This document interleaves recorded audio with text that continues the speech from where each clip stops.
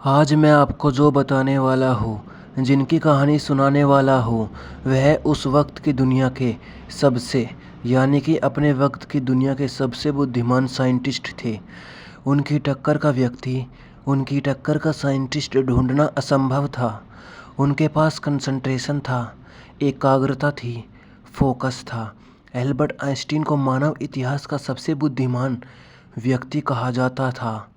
उन्होंने 20वीं सदी के प्रारंभिक समय में विज्ञान जगत में अपनी एक अलग पहचान बनाई और आज भी उनका नाम विज्ञान के क्षेत्र में बड़े सम्मान के साथ लिया जाता है।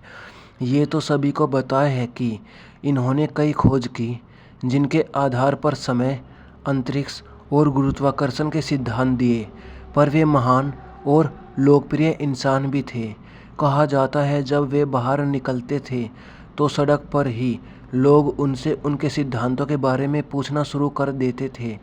इससे परेशान होकर उन्होंने एक रास्ता निकाला। जब भी कोई उनसे पूछता कि आप वहीं हैं तो वे नाकार जाते। वे हमेशा कहते थे कि मेरे अंदर जिज्ञासा कूट कूट कर भरी है। आपको बता दें कि एल्बर्ट आइंस्टीन बचपन में इतने बुद्धिमान नहीं थे। पढ़ाई में उनके कमज़ोर प्रदर्शन ने उन्हें मन बुद्धि का टैग दे दिया। जब उनका जन्म हुआ था तो वे सामान्य बच्चे से काफ़ी अलग थे। उनके सिर का आकार काफ़ी बड़ा था, जो उन्हें सारे बच्चों से अलग करता था। मात्र 4 वर्ष की उम्र में उन्होंने बोलना शुरू किया। ना वो बच्चों के साथ खेलते थे और ना ही उनके साथ रहते थे। अपनी अलग दुनिया में खोए रहते थे। इस दुनिया में विचार का एक ऐसा संगम था जिसमें पेड़ पौधे और ब्रह्मांड की बातें छिपी थी। मात्र 5 साल की उम्र से ही उनके अंदर विज्ञान के प्रति रुचि दिखने लगी थी। उनके अंदर बहुत सारे प्रश्न चलते थे। उनके पिता ने उन्हें एक मैग्नेटिक कंपास लाकर दिया था, जिसकी सुई हमेशा उत्तर की ओर रुकी रहती थी। वे सोचते थे कि ऐसा आखिर क्यों होता है। सुनकर हैरानी होगी कि एल्बर्ट आइंस्टीन ने अपने बोलने की समस्या के चलते स्कूल जाना बेहद बाद में शुरू किया, और जब जाना शुरू किया तो स्कूल बिल्कुल जेल की तरह लगता था। उन्हें लगता था कि स्कूल में आधा अधूरा ज्ञान मिलता है। जब वे अध्यापकों से विभिन्न और कुछ हटकर प्रश्न पूछते थे तो अध्यापक उन्हें मनबुद्धि कहते थे। बार बार अपने लिए मनबुद्धि सुनकर उन्हें लगने लगा कि उनके दिमाग का विकास अभी पूर्ण रूप से नहीं हुआ है।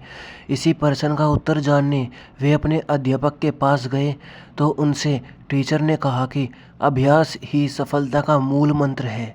ये बात उन्होंने अपने मन में बैठा ली और उन्होंने प्रण लिया कि एक दिन सबसे आगे बढ़कर दिखाऊंगा। उनका मन पढ़ने में नहीं लगता था, फिर भी वो पूरे टाइम अपने हाथों में किताब लिए बैठे रहते थे। कुछ समय बाद इस चीज़ का सकारात्मक परिणाम सबको दिखाई देने लगा। इस विकास को देखकर उनके अध्यापक भी दंग रह गए।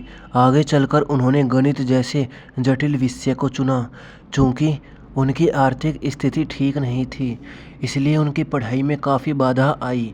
अपने कठिन परिश्रम और मेहनत से एल्बर्ट ने गणित और भौतिक विज्ञान में महारत हासिल कर ली। शिक्षा को लेकर उनका विचार था कि शिक्षा वो है जो आपको तब भी याद रहे जब आप सब कुछ भूल जाओ। आपके पास भी यह क्षमता आ सकती है जो एल्बर्ट आइंस्टीन के पास थी। आपका दिमाग भी इतना तेज हो सकता है जितना एल्बर्ट आइंस्टीन के पास था। वह भी एक इंसान थे और आप भी एक इंसान हो। ऐसा तो नहीं है कि वह देवता थे, आप पशु हो। ऐसा नहीं है। हम सभी इंसानों की कैटेगरी में आते हैं। हम होमो सैपियंस हैं। हम सबका दिमाग एक जैसा होता है। ऐसा नहीं है भगवान हमारे साथ भेदभाव करे। भगवान सबको एक जैसा बनाती है।